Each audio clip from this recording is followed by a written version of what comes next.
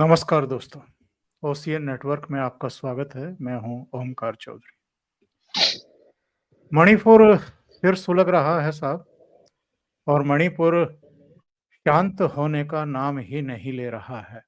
मई 2023 में एक कोर्ट का फैसला आया था, और अब तो ये बात किसी से दबी छिपी नहीं है कि कोर्ट के उस फैसले को ही बहाना बना करके वहां जो हिंसक तत्व हैं, उन्होंने बहुत सारे दूसरे कारणों की वजह से भी, और जिस तरह की सख्ती हो रही थी वहाँ ड्रग्स पर और तमाम दूसरे धंधों पर, उनका एक तरीके से प्रतिकार करने के लिए, या कहना चाहिए कि बौखलाहट दिखाने के लिए हिंसा का सहारा लिया। और लगातार वहाँ पर दोनों ही तरफ से हिंसा है।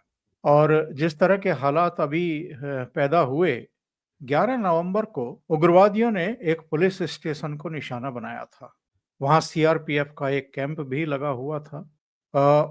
उनके विरुद्ध कार्रवाई की गई, 11 उग्रवादी मारे गए।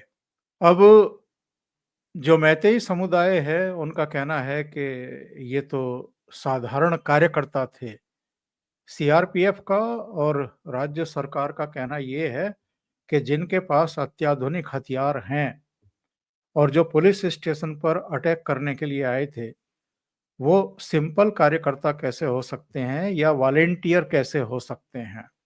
वहां से उन्होंने पीछे हटते हुए 3 महिलाओं और कुछ बच्चों का अपहरण किया था, उनको साथ लेकर के गए थे। उनकी डेड बॉडी बरामद हुई है। ये जो खेल चल रहा है, एक तो वहां चल रहा है और दूसरा यहाँ दिल्ली में चल रहा है। दिल्ली में जो नेता प्रतिपक्ष हैं इस समय, राहुल गांधी, उन्होंने मणिपुर की हिंसा का नाम लेते हुए, इसका जिक्र करते हुए फिर से प्रधानमंत्री पर निशाना साधा है, जबकि वो भी जानते हैं और देश भी जानता है कि प्रधानमंत्री नरेंद्र मोदी इस समय देश में है भी नहीं, 3 देशों की 4 दिवसीय यात्रा पर अब्रॉड में हैं। इसके बावजूद बजाय गृह मंत्री के या राज्य के मुख्यमंत्री को दोष देने के, सीधे प्राइम मिनिस्टर को ही घसीटा जा रहा है एक बार फिर। और वही पुराना राग अलापा जा रहा है कि वो मणिपुर जाएं और मणिपुर को शांत कर दें, जैसे प्रधानमंत्री ही मणिपुर को अशांत रखे हुए हैं उनकी दृष्टि में। और संभवतः उनकी दृष्टि में सबसे बड़ी बाधा भी प्रधानमंत्री नरेंद्र मोदी ही हैं। आपको याद होगा, एक पूरा सेशन जो है इन्होंने पार्लियामेंट का होम कर दिया था मणिपुर को लेकर के, और केवल प्रधानमंत्री की छवि खराब करने के लिए, उनको महिला विरोधी साबित करने के लिए 70 दिन तक एक टेप को, एक वीडियो को दबा करके रखा गया था।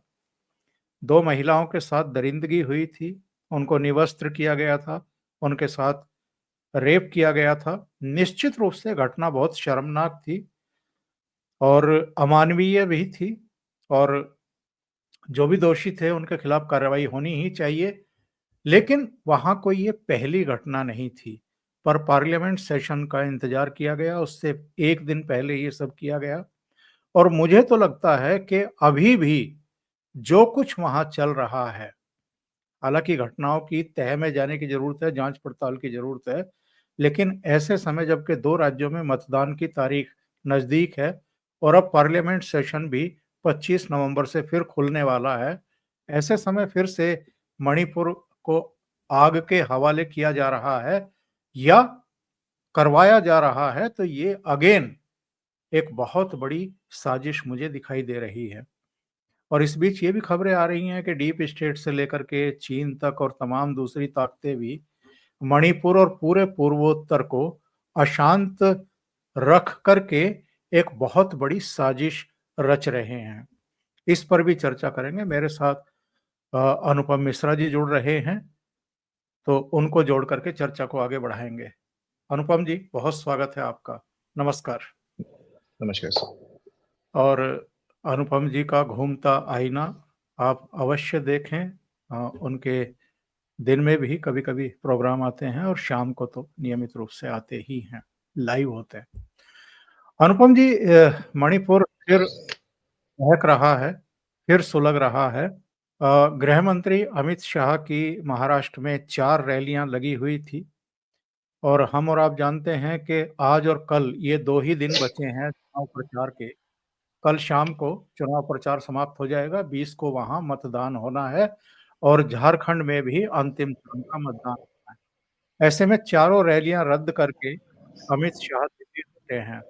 इसको लेकर के तमाम तरह की चर्चाएं हैं। ये भी है कि कहीं राष्ट्रपति शासन लगाने की तो कवायद नहीं की जा रही है। आपका क्या आकलन है? देखिए, मणिपुर में एकदम से हालात बिगड़े हैं। 10 विधायकों के घर पे हमले हुए हैं और मुख्यमंत्री के घर पे हमला हुआ है। तो इसको देखते हुए आप अम, अम, जब से वहां पे वो महिलाओं और बच्चों के शव मिले हैं, मैतेई 2 महिलाओं 2 बच्चे, छोटे छोटे बच्चों को मार दिया है कुकी आतंकवादियों ने। और एकदम मतलब वही हमास जैसी घटना है ये। और इंटरनेट बंद कर दिया है 7 जिलों में, 5 जिलों में कर्फ्यू लगा दिया है। तो एकदम से जो हालात वहां पे हुए हैं, इसमें तो कोई दो राय ही नहीं है कि महाराष्ट्र जैसे महत्वपूर्ण चुनाव में, और चुनाव मतलब वोटिंग के केवल 2 दिन पहले अपनी सारी रैलियां कैंसिल करके वर्धा की, जिस तरह अमित शाह एकदम आनन फानन में दिल्ली रवाना हुए हैं, और उनकी रैलियों को पूरी करने की जिम्मेदारी शिवराज सिंह चौहान और स्मृति ईरानी जी को दे दी गई है। तो ऐसे में इसमें तो दो राय ही नहीं कि मामला गंभीर है, और ये आज की तारीख में मणिपुर के अलावा और कोई इतनी गंभीर घटना हो ही नहीं सकती। और खास तौर से जैसे कल रात से आज सुबह तक वहां पे एकदम से वायलेंस में बढ़ोतरी आई है। दूसरी बात, चूंकि प्रधानमंत्री देश में नहीं है, तो जाहिर सी बात है कि इस ऐसे मौके पे अगर इस तरह की घटनाएं होती हैं, तो फिर जो सरकार में नंबर 2 है गृह मंत्री, उनका दिल्ली में रहना बहुत अनिवार्य हो जाता है, बहुत ज्यादा अनिवार्य हो जाता है। और अगर पहले से मालूम होता है कि ऐसा मणिपुर में होने वाला है, तो मेरे ख्याल से दिल्ली छोड़ते भी नहीं। तो प्रधानमंत्री देश में नहीं है, और सरकार में जो नंबर 2 है गृह मंत्री, और जिनका सही पूछे तो मणिपुर की घटनाओं से सीधा वास्ता भी है, ना सिर्फ इसलिए कि सरकार में नंबर 2 है, बल्कि इसलिए कि वो गृह मंत्री भी है। तो जो मणिपुर के हालात से, मणिपुर की घटनाओं से उनका सीधा राब्ता है। तो ऐसे में उनका दिल्ली में रहना बहुत आवश्यक था। और मैं देख रहा हूँ कि सीआरपीएफ के जो चीफ हैं नीश दयाल, उनको भेज दिया गया है वहां पे हालात का जायजा लेने। लेकिन मतलब बहुत ही लिबरल टर्म्स में भी सोचूं मैं, तो वैसे तो इसमें दो राय ही नहीं है कि मणिपुर में जो कुछ भी हुआ है, जो कुछ भी हुआ है उसके लिए भाजपा जिम्मेदार नहीं है। पर मणिपुर में जो कुछ भी भाजपा को करने था वो भी उसने नहीं किया, इसको मैं बार बार कहता हूं। मतलब राष्ट्रपति शासन तो बहुत दूर की बात है, आपने आज तक मणिपुर में रेगुलर गवर्नर नहीं लगाया। आपने आज तक मणिपुर का एक रेगुलर गवर्नर नहीं, वो तो वो एडिशनल चार्ज पे गवर्नर साहब हैं, बताइए।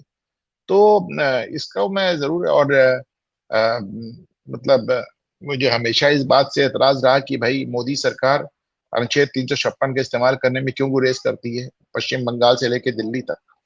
और अब ऐसा लगता है कि अगर करेंगे तो क्या अपनी सरकार के खिलाफ पहले करेंगे। लेकिन हाँ, किस आप अच्छा एक चीज और देखें, जो एक ये कानून है आफ्पा, जिसे आर्म्ड फोर्सेस के लिए लगाया जाता है, armed forces special powers act, ये 1958 में पहले कांग्रेस ने लगाया था, नेहरू ने लगाया था, मणिपुर में ही लगाया था। बाद में कांग्रेस सरकार इसको और ज्यादा पुख्ता करती चली गई। और लेकिन जब भाजपा सरकार ने पिछले 6 सालों में वहां पे 9 जिले छोड़ के सब जगह से अफवाह हटा लिया था। लेकिन देखिए, फिर से आपको अफवाह लगाना पड़ा है, और आप फिर से आपको आर्म फोर्सेस को ताकतें देनी पड़ी हैं। और इसके कई कारण हैं। जब से म्यांमार में एक मिलिट्री जनता आई है, जब से म्यांमार में मिलिट्री शासन हुआ है, तब से वहां से कुकी समुदाय का बड़ी मात्रा में पलायन हुआ है। और आप देखें कि कुकी समुदाय के साथ ही दिक्कत मणिपुर में नहीं, मिजोरम में भी आ रही है, आपने कल देखा। तो ये जो कुकीज का म्यांमार से पलायन है, और इन लोगों को पहले भी देखा गया है कि बांग्लादेश से इनको हथियारों की सप्लाई होती थी। तो जब से शेख हसीना हटी, तो कुल एक ग्लोबल सिनेरियो देखे ना आप, मतलब सिर्फ एक छोटी सी घटना नहीं देख सकते हैं। और मतलब मणिपुर में आप जाइए, वहां पे तो ये कानून है कि साहब, आपके और म्यांमार के बीच में 40 किलोमीटर का पैक्ट है। आप वहां 40 किलोमीटर के अंदर तक चले जाएंगे, आपको कोई पासपोर्ट नहीं चाहिए, वीजा नहीं चाहिए। और उधर से इधर 40 किलोमीटर अंदर चले आएंगे, कोई पासपोर्ट वीजा नहीं चाहिए।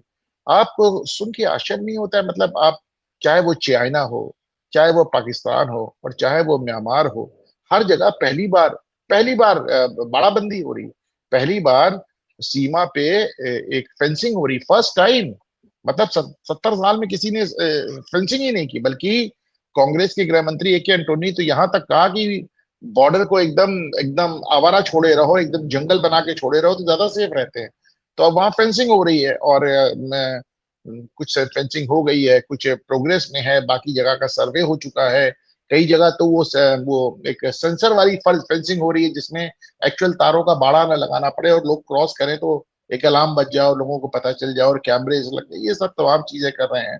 तो लेकिन एक चीज और भाई, हमको जहां मैं भारतीय जनता पार्टी को इस बात के लिए पूरा वो दूंगा, लेवरेज दूंगा कि साहब 70 साल का में जो काम बिगड़ा है उनको मोदी के सर पे ऐसे लाद दिया गया है कि उसको तुम 7 साल में और 10 साल में ठीक कर दो। इसमें तो बड़ी बात नहीं है, चाहे वो चाइना बॉर्डर हो, चाहे पाकिस्तान बॉर्डर हो, चाहे म्यांमार बॉर्डर हो, चाहे बांग्लादेश बॉर्डर हो। तो हर बॉर्डर पे, इवन चाहे नेपाल बॉर्डर हो, हर जगह जो आपने 70 साल में चीजें बिगाड़ी हैं, आप उनसे 10 साल में अपेक्षा कर रहे हैं सब ठीक हो जाए। लेकिन इसमें भी दो राय नहीं कि जिस तरह की सख्ती और जिस तरह की एक वो एक प्रशासनिक निरंकुशता की इस समय जरूरत है, वो मुझे मोदी सरकार में उसका भाव नजर आता है। ये राहुल गांधी का ट्वीट है।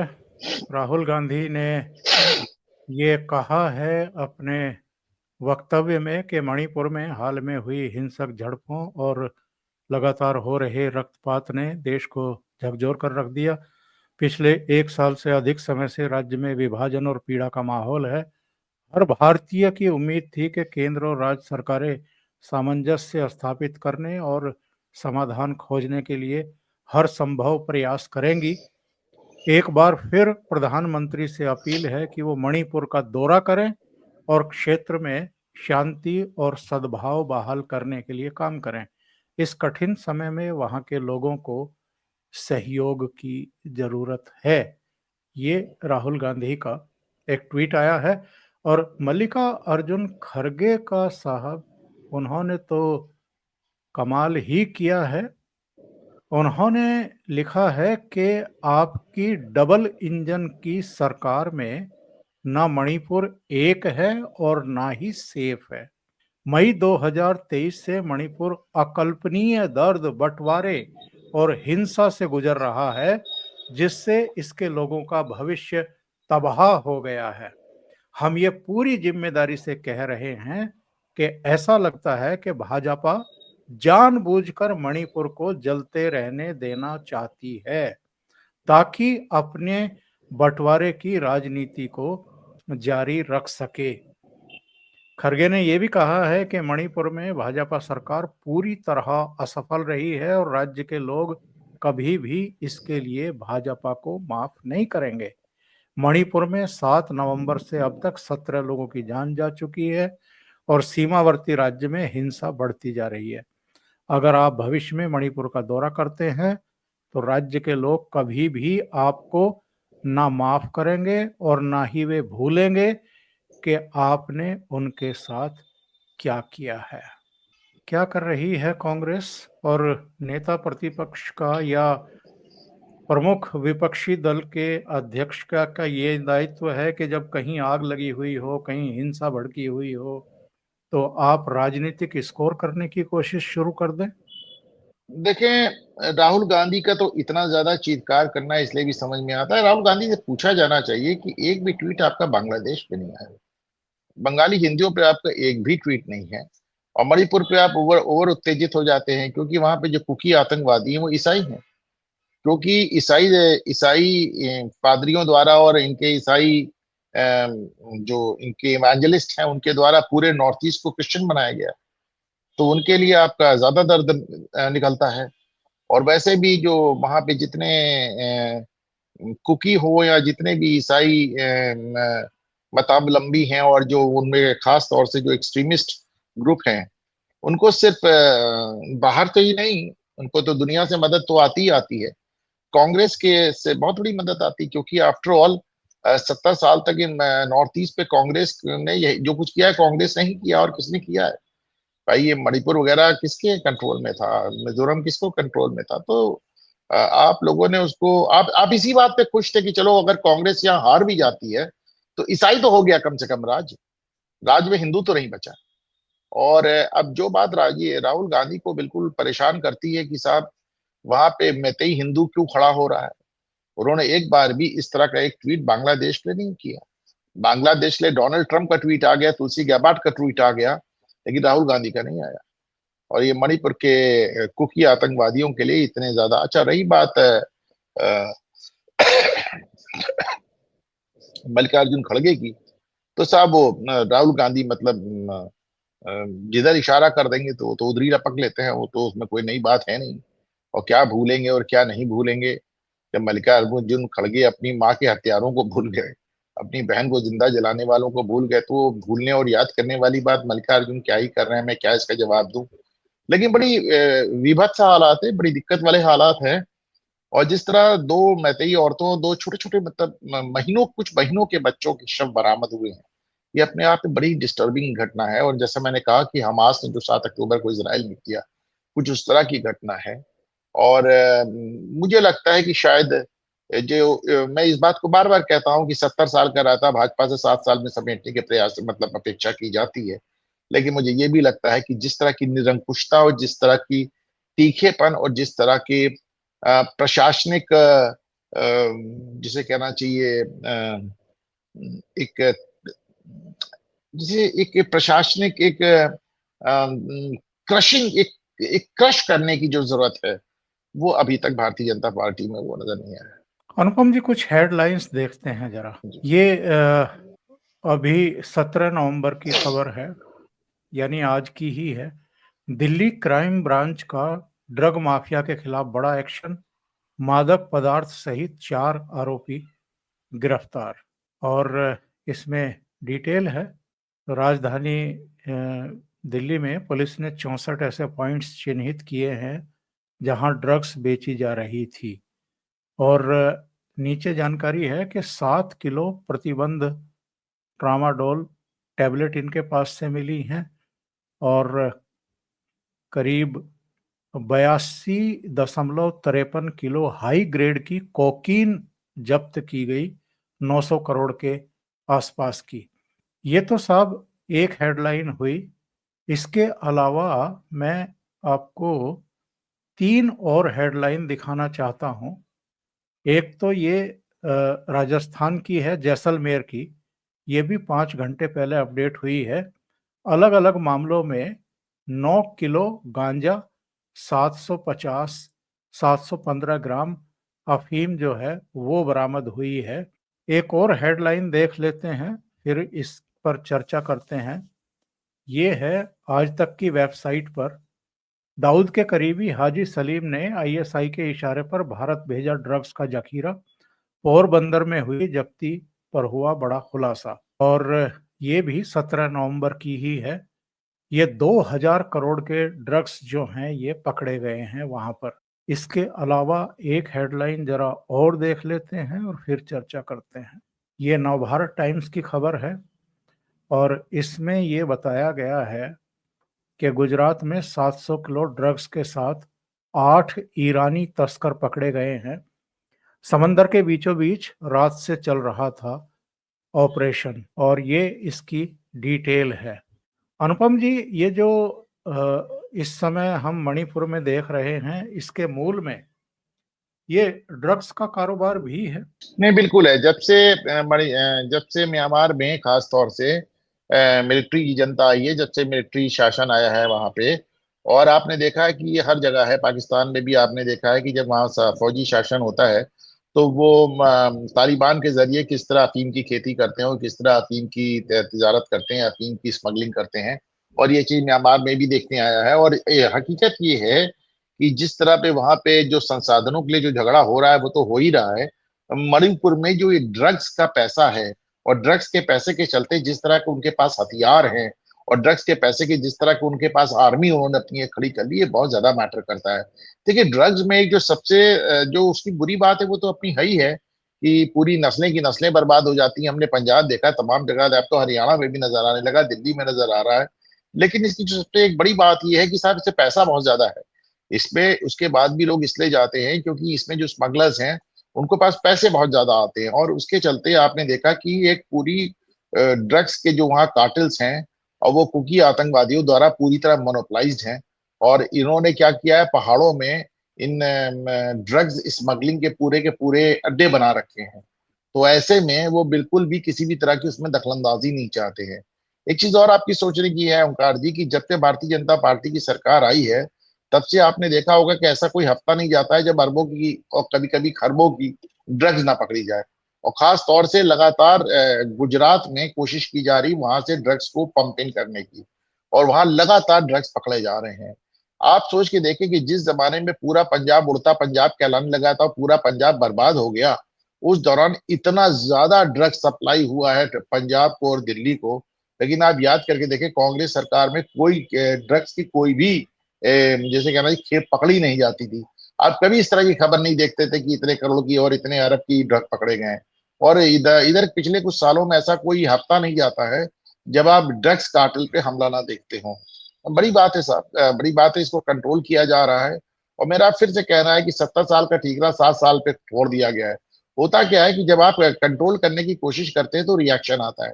जैसे जब भारतीय जनता पार्टी की नई नई सरकार आई थी तो कश्मीर में आतंकवाद बढ़ गया था। इसलिए बढ़ गया था क्योंकि कांग्रेस के रजीम में आतंकवादियों को लगता था अपने ही शासन ने किससे लड़ना है। तो चूंकि उनको इतनी खुली छूट हासिल थी, आतंकवादी जाके प्रधानमंत्री के साथ लंच कर रहे थे, गवर्नर के साथ मुख्यमंत्री के साथ लंच कर रहे थे, तो उनको कभी कोई दिक्कत नहीं होती थी। और जब भाजपा की सरकार आई, जो प्रधानमंत्री के यहाँ जो लोग लंच करते थे उनको पुलिस द्वारा कॉलर से पकड़ के घसीट के तिहाड़ में बंद कर दिया गया, तो विरोध हुआ। इसी तरह आप मणिपुर में देखें, मणिपुर में अब तक कांग्रेस शासन ने उनको ऐसी खुली छूट दे रखी थी, और वहां ड्रग कार्टेल से लेके कुकी आतंकवादियों का पूरा शासन चल रहा था। मैं बार बार लोगों को बताता कि मणिपुर में केवल 10% हिस्से में मैतेई और 90% हिस्से में कुकी हावी है।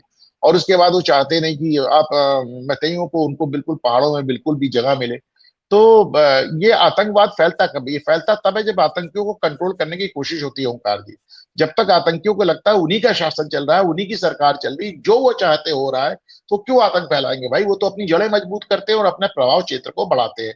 अभी तक ये यही हो रहा था, चाहे कश्मीर से लेकर मणिपुर तक अपने प्रभाव क्षेत्र को बढ़ाया जा रहा था, जड़ें मजबूत की जा रही थी। जब से भाजपा सरकार आई, चूंकि इनके एकदम रूट्स पे, इनकी जड़ों पे हमला हुआ, उसके बाद से एकदम बिलबिला पड़े। अच्छा, दूसरी बात जो इनको बिल्कुल बर्दाश्त नहीं है, कश्मीर में फेंसिंग हो रही है, चाइना बॉर्डर फेंसिंग हो रही है, और अब तो म्यांमार बॉर्डर पे भी फेंसिंग हो रही है। 2 साल, 5 साल, 10 साल लगेगा, लेकिन ये बॉर्डर हमेशा के लिए एकदम बंद हो जाएगा। और उनको मालूम है कि आने वाले दिन में फिर ये क्रॉस बॉर्डर टेररिज्म अपने आप में बहुत मुश्किल हो जाएगा, बॉर्डर के आर पार जाना बहुत मुश्किल हो जाएगा। ऐसे में जितना विरोध हो सकता है वो सब हो रहा है ओंकार जी, और उसमें ड्रग्स उसका एक बहुत बड़ा हिस्सा। जो एक खबर बीच में आ रही थी कि साहब डीप स्टेट का एक एक बड़ी साजिश चल रही है कि मणिपुर और कुछ पूर्वोत्तर के दूसरे क्षेत्रों को मिलाकर के, पश्चिम बंगाल का एक इलाका मिलाकर के एक नया देश खड़ा किया जाए और भारत की मुसीबत बढ़ाई जाए। आपको लगता है कि इस तरह के जो षड्यंत्र हैं वो कभी सिरे चढ़ पाएंगे? मतलब मुख्यमंत्री स्तर से अगर ये बात कह दी गई है, जब मुख्यमंत्री जाके अमेरिका में कहे आते हैं कि यहाँ साहब एक नया ईसाई देश होना चाहिए, तो फिर इसमें कहाँ डाउट रह जाता है? मुख्यमंत्री स्तर पे उधर आपको याद होगा शेख हसीना ने ये बात कही थी प्रधानमंत्री स्तर से।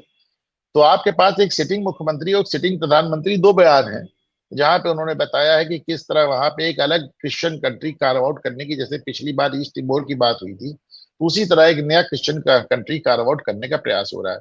पर इसमें एक बात समझ लीजिए कि जिस तरह जब मतलब ईसाइयत के नाम पे एक नया मुल्क बनाने का जो प्रयास हो रहा है, उसको बाहरी ताकतों की जो शय हासिल है वो तो है ही है, हमारे पड़ोसियों की जो शय हासिल है वो तो है ही है।